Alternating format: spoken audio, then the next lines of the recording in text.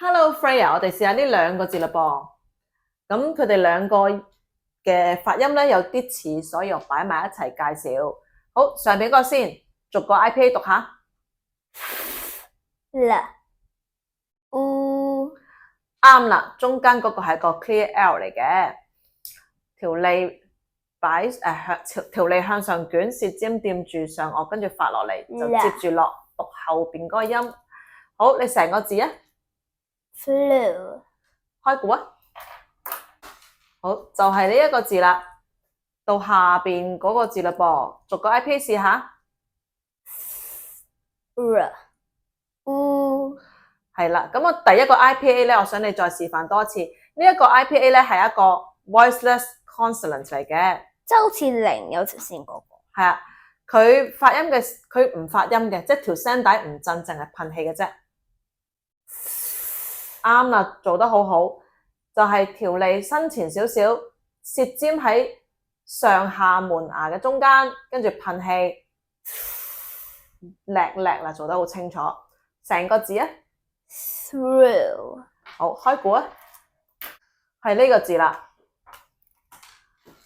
咁啊，呢兩個字咧，睇 IPA 嘅話咧，就會發現佢嗰個唔同咧，就係上邊嗰個感冒嗰個 through，中間嗰個係一個 clear L， 下邊嗰個字咧，中間嗰個係一個 r 音，同埋佢前邊噴起嗰度咧，個嘴型同埋條脷嘅擺位都唔同嘅，所以呢兩個字聽起嚟好似好差唔多，其實佢係好唔同嘅。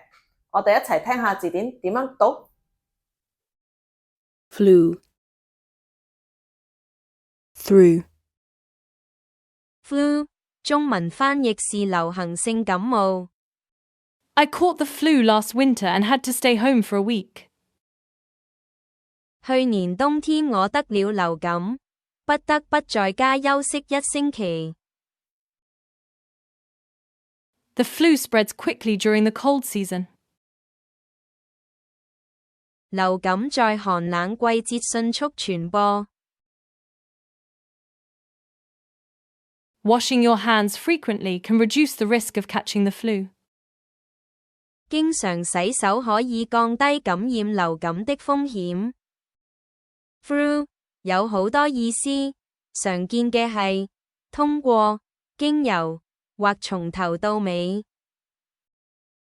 She walked through the park to get home. 他走過公園回家。He learned a lot through experience. 他透過經驗學到了很多。We worked through the night to finish the project. 我們整晚努力工作完成專案。